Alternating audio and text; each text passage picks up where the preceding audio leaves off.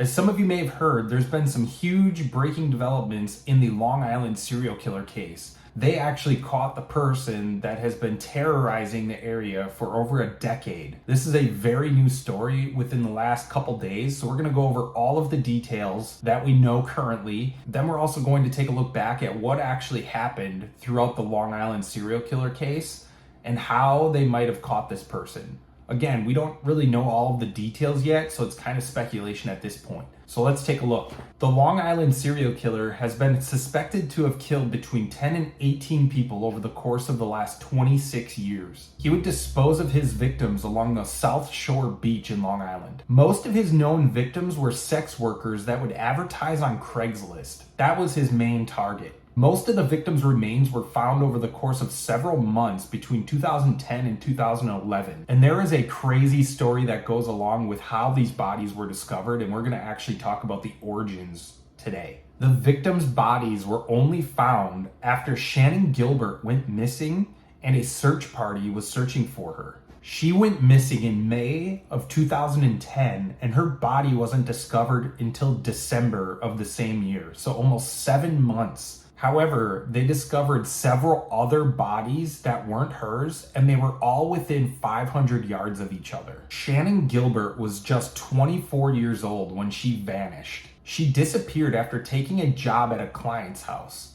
The client was Joseph Brewer. Shannon was driven over to Joseph's house by, I believe, her handler or her pimp or whatever you want to call them. While inside his house, Shannon and Joseph got into an argument, and he basically said, "I don't want your service anymore." So he called the driver to come pick her up. I don't know if Shannon started to go a little crazy knowing that she was going to be picked up by her driver and she wasn't going to have any money. But she lost it a little bit and decided that running for it was her best option. So she actually left the house and took off throughout the community before her driver could come pick her up. As she was running through the community, she decided to knock on a few doors and was terrified. She was screaming for help, saying that someone was after her. However, she didn't really receive any help from any of the homeowners that she knocked on. Then she ended up calling 911 and saying the exact same thing. She was screaming for help, saying someone was following her and she was afraid for her life. However, she didn't exactly know where she was, so it was very hard for the 911 operators to pinpoint an exact location. That was the last time anyone ever saw Shannon Gilbert alive. A few days later, her friends realized that she was missing and called the authorities.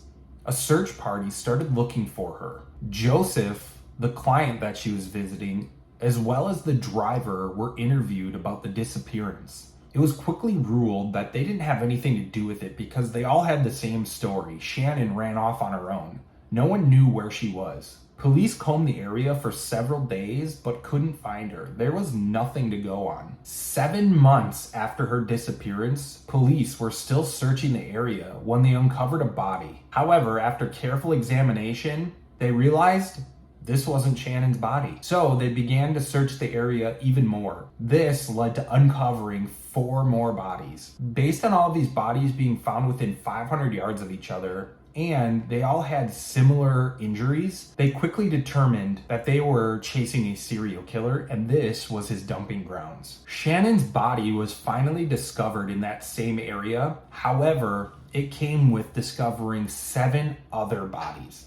So they had a total of 8 bodies discovered within a half-mile radius. This person that was responsible for all of these slayings quickly became known as the Long Island serial killer. Police and investigators then did some research on other murders in the area that had similar MOs, and they pegged that this person was probably responsible for between 10 and 18 murders in the area. They were now on the hunt for the Long Island serial killer. Fast forward to about 2 days ago, and police came forward and said they found the suspected Long Island serial killer. His name was Rex Heuermann, and he was 59 years old. He was brought in and charged with 3 counts of first-degree murder and 3 counts of second-degree murder. He lives close to the dumping grounds in Massapequa in Nassau County. Upon searching his computer, it was found that he was looking up sadistic material, had child pornography, and had some recent searches of his previous victims along with their relatives. He was also infatuated with looking up details about the Long Island serial killer. He was very interested about the evidence that the police had on him. Police said that they brought him in because they had sufficient DNA and phone evidence to link him to all the murders. It's believed that there was a Chevy Silverado seen in the area of all of these disappearances, and they were able to narrow it down to Rex Heuermann. However, just because his vehicle was in the neighborhood during the disappearances doesn't peg him as the serial killer. So they had to get DNA evidence. From what I can tell, they were following him and were able to get DNA evidence off of a discarded pizza box. Rex Heuermann worked as an architect. He actually owned his own architectural consulting firm in Manhattan. RH Consultants and Associates was founded in 1994. So Rex Heuermann was a very smart person.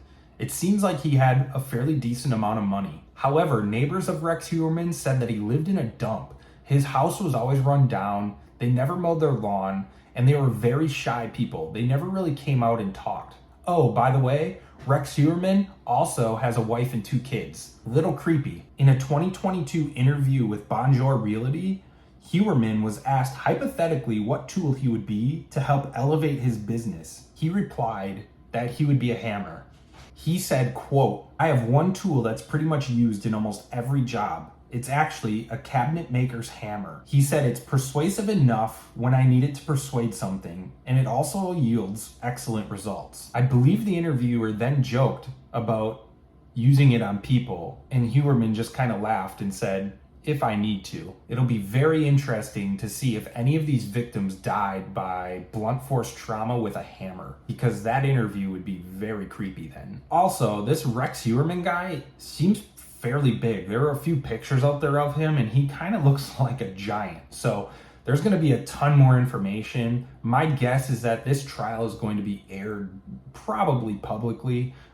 So you'd actually be able to watch the trial on TV, and it's going to be some pretty crazy things over the next couple months. So stay tuned. I believe he's already been to court and has pled not guilty, which means that they probably interrogated him and he didn't say anything. So it'll be very interesting to see what happens in this court case.